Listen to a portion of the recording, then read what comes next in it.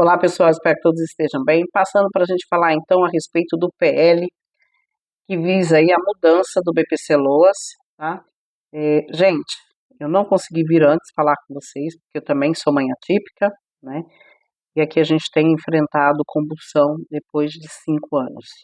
Então, estou com o tempo corrido, mas por questão mesmo de saúde, tá? O Gonçalo tem apresentado uns quadros diferentes, do qual a gente vai descobrir o que está acontecendo, né, com esse rapaz, tá bom? Dado o devido esclarecimento, eu quero falar para vocês a respeito, então, dessa questão do PL, né, o PL de número 4614, protocolado em 29 de novembro, né, que visa, então, as mudanças do BPC. Eu vou falar por itens que eu acho que é mais fácil de vocês poderem compreender, né, mais facilmente. Então, vamos falar do item 1, biometria. Na questão de biometria, gente, desde setembro já está sendo exigido, né, para dar entrada no BPC, é obrigatório que o representante legal ou o requerente tenha biometria, ou seja, através de um RG atualizado, título de eleitor, tá, ou CNH. Depende qual é o documento que a pessoa pode estar fazendo, tá bom? É obrigatório. E já aconselho também para quem tem benefício ativo estar procurando também atualizar essa documentação, ok?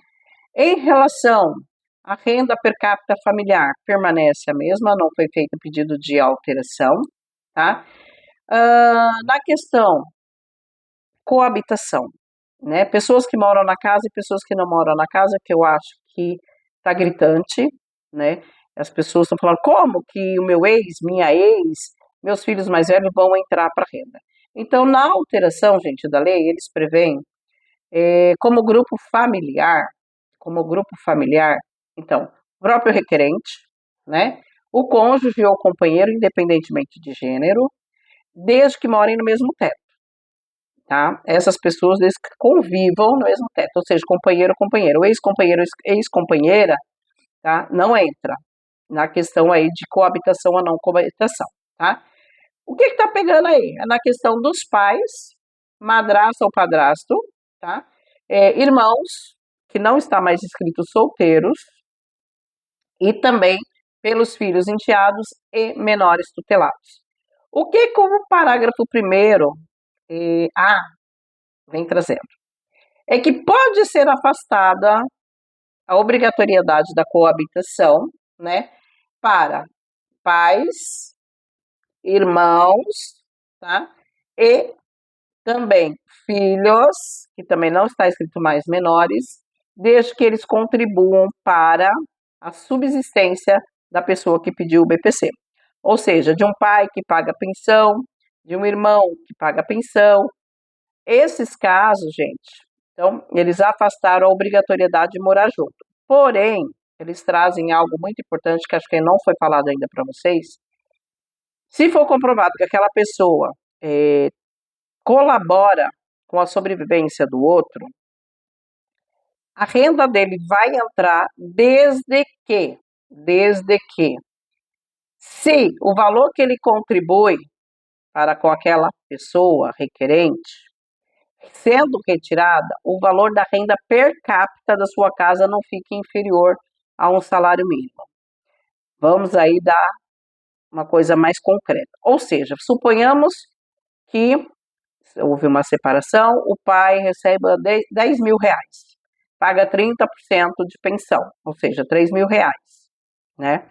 Já está acima daquilo que foi permitido em lei, mas foi omitido, ok?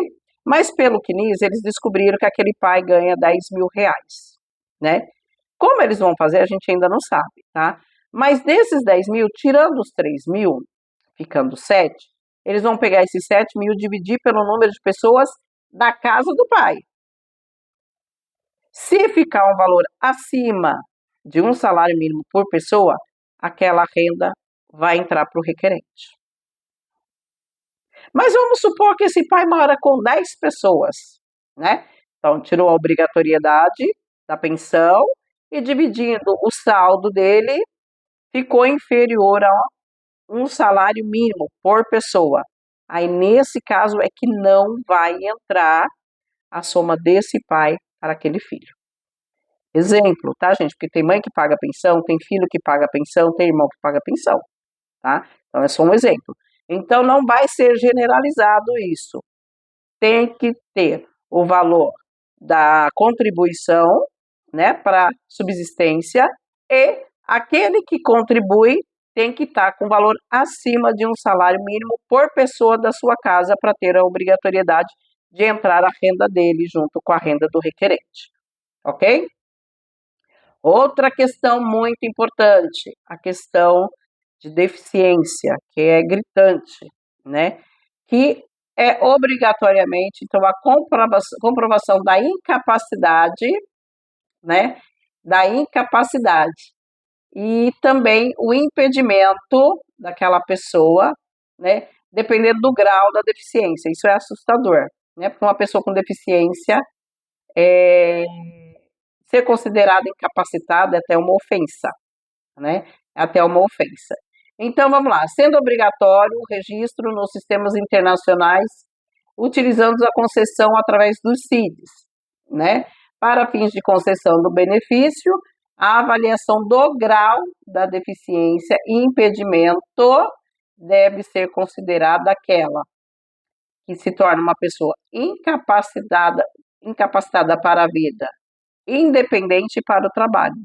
Como é que a gente fala das crianças sobre isso? Vão ter que estudar muito DSM-5, né? Os senhores aí juristas e também os políticos que pretendem aprovar isso. Porque lá está escrito muito sobre as questões das deficiências mentais, né? Que não tem como você tá traçando isso para uma criança. E crianças, salvo engano, até 4 ou 5 anos são consideradas incapazes, né? Dentro do quadro que ela se apresenta.